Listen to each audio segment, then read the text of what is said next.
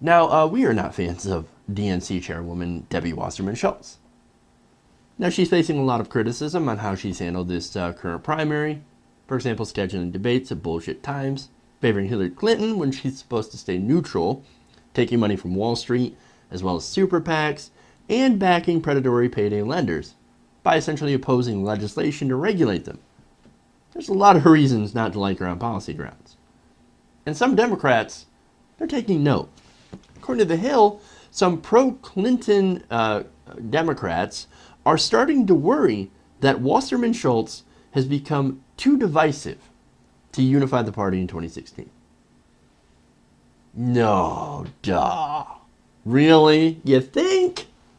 Check out this amazing quote from an unnamed pro-Clinton senator. Quote, "There have been a lot of meetings over the last 48 hours about what color plate do we deliver Debbie Wasserman Schultz's head on." Damn. Okay, that was a good tweet, very colorful. He continues, "I don't see how she can continue this to the election. How can she open the convention? Sanders supporters would go nuts." Well, there's a reason, of course, and they don't mention it, about how impartial she's been when it comes to the primary. Not to mention her failures in the midterms to support actual progressives that could have won and kept the Senate. Instead, we had Allison Lundergan Grimes, Queen of Coal, representing Kentucky, instead of an actual progressive that had run.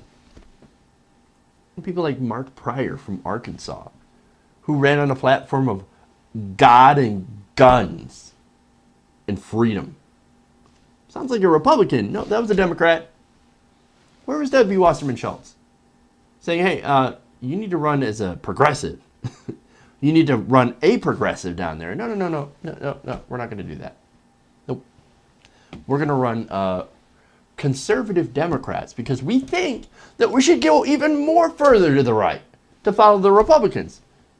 I mean, that's what they do. If they lose, they're like, we should be further conservative instead of actually liberal, which makes absolutely no sense considering how on policy after policy, poll after poll, Americans prefer progressive policies. But anyway, now, if you're thinking, great, maybe we're going to win something, maybe Debbie Wasserman Schultz, maybe they're going to get rid of her. Well, okay, not so fast, right? According to Senate sources, a final decision won't be made until Clinton and Sanders negotiate some type of deal aimed at healing the party. President Obama, who selected Wasserman Schultz as chairwoman in 2011, is expected to play a major role in any such talks. Great. And there's the fine print, everyone. Now, here's what's interesting. You remember a couple of days ago the recent platform committee assignments, right? Which were split up between Hillary Clinton, Debbie Wasserman Schultz, and Bernie Sanders. Now, Bernie Sanders got to name some people to the platform committee that's going to try to hammer out the details of what the Democratic platform for 2016 will be. Okay, well, one of his picks was Brother Cornel West, an actual progressive, right? Now, of course, that's a bit of a minor victory because who really follows the platform? It's more symbolic, in my view, and nothing really of too much substance. I mean, they put all sorts of things in the platform that they never actually follow through on. In fact, I've got a story of the Republican platform later on, which is full of crazy shit. But anyway, so look, there's the platform. Yes, it's a little bit of an olive branch to Bernie Sanders, but in the end, it doesn't really mean a whole lot.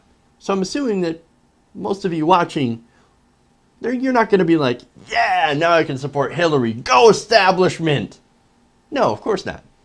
Not going to happen.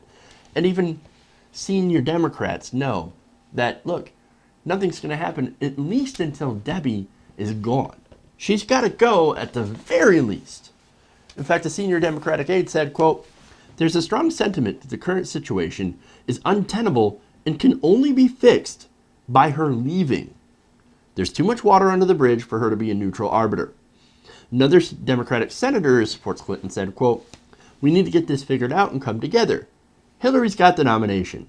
She needs Bernie's energy. It's time for her to accommodate. It's time to pick hard-nosed people to cut through things and figure out a deal. They need to know that this is their party." Well, gee, that's kind of the opposite of what we've been hearing throughout this campaign season. A lot of the rhetoric against Bernie Sanders supporters is that we're gullible idiots, that we're fringe, that we're sexist, that we're just white bros and violent rabble-rousers and chair throwers. Now suddenly they're like, hey, we were just kidding about that whole sexism thing, right? We were just kidding, we're joshing you a little bit. Yeah, we didn't mean it when it came to calling you guys sexist and, violent or anything like that. No, the Democratic Party, well, it's your party too. Except that we're going to make sure that you have little say when we close the primaries and anoint Hillary Clinton, when we change the rules on you in order to anoint Hillary Clinton. But hey, it's your party. And make sure to vote for us on the way out. Yeah. Did they really think we're that stupid? Look, this is a sacrificial offering in order to try to placate us. And look, there's a couple of reasons that I thought of why some of the Democratic Party are having this discussion. Number one, they know the writing's on the wall for Hillary Clinton. Without Bernie supporters, there's a good chance that she could lose to Donald Trump. Now, that's not our fault. That's her fault. That's the DNC's fault for trying to put up a weaker general election candidate. I checked the polls. She's a weak candidate in a general election. Number two, she might lose to Tim Canova. Now, who's Tim Canova? Well, he is a primary challenge. He's a lawmaker in Florida, or a professor in Florida, that is doing a primary challenge to the left of Debbie Wasserman Schultz. This guy, in doing this challenge, he's raised over $1 million because he's running as an actual progressive, a Bernie-crat. Now, if they think that she might lose this primary challenge, why not offer her up as a gift horse to Sanders people, thinking that this will get us on board for the establishment? Now, we don't know if he's going to win, if she's going to lose. There's no polling. There's nothing on this. All we can go is how much money that they've raised. And Tim Canova has raised a lot of money and now has the backing of Bernie Sanders. So there you go. But back to my greater point, they don't understand. The establishment doesn't get it. They don't know what we want. We don't want Debbie Wasserman Schultz's head on a certain color plate. What we want is real change in the party. We want the party to stop taking corporate money and to start actually representing progressive values again. That's what we want from the party. Now, I mentioned that some Democrats want Debbie Wasserman Schultz to step down. However, it's not unanimous, because here comes the establishment circling the wagons. Senator Barbara Mikulski said, quote, "I think Debbie Wasserman Schultz has done a good job. If you look at her platform committee appointments, she really gave a lot of room to Bernie supporters." Okay, saying he got 5 picks. Once again, okay, they're on the platform committee. That's great. There's some real great progressives on there. But what does it ultimately do? I mean, does that mean just because it's on the committee, one of the planks of the platform, well, does that mean you're bound to follow it? I don't know. Now, Bill Nelson said of the prospect of Wasserman Schultz leaving, quote, "That's not going to happen. I certainly wouldn't let it happen." So we know where he stands. And then Senator Tim Kaine, who was a former DNC chairman, who could be a possible running mate for Clinton, according to The Hill, quote, "We don't need to be making a change in chairs right now as we're coming to the conclusion of this. I strongly believe that." Another one, Senator Kirsten Gillibrand, she said she helped elect Barack Obama twice, and she's going to help elect our nominee, whom I believe should be Hillary.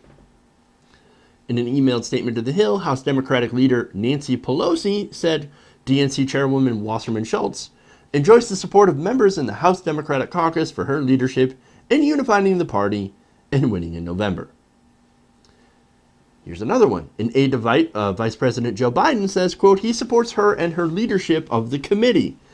Another one, Senator Jeanne Shaheen, as well as Democratic Whip Steny Hoyer, House Democratic Caucus Chairman Xavier Becerra, also contacted The Hill to say this, quote, the real story is you have a bunch of notable U.S. senators and members of Congress on the record expressing support for the strong leadership Representative Debbie Wasserman Schultz has provided the party, and an anonymous source who disagrees, according to Luis Miranda, the DNC communications director. She's going to continue to focus on uniting Democrats and being an asset to help elect them up and down the ballot in November, just as she's done for many in both chambers. And there you have it. What, you thought you were going to get change? Oh, no. You thought they were going to actually say, Debbie Wasserman Schultz, you were being too divisive. So we would like you to step down and elect an actual progressive or appoint a progressive. No. Of course not. This is the establishment circling the wagons. You think with all these establishment figures that Debbie Wasserman Schultz is going to be asked to step down? Absolutely not. They haven't learned a damn thing from this primary season. They haven't learned a thing. And to be honest, none of us should really be all that surprised.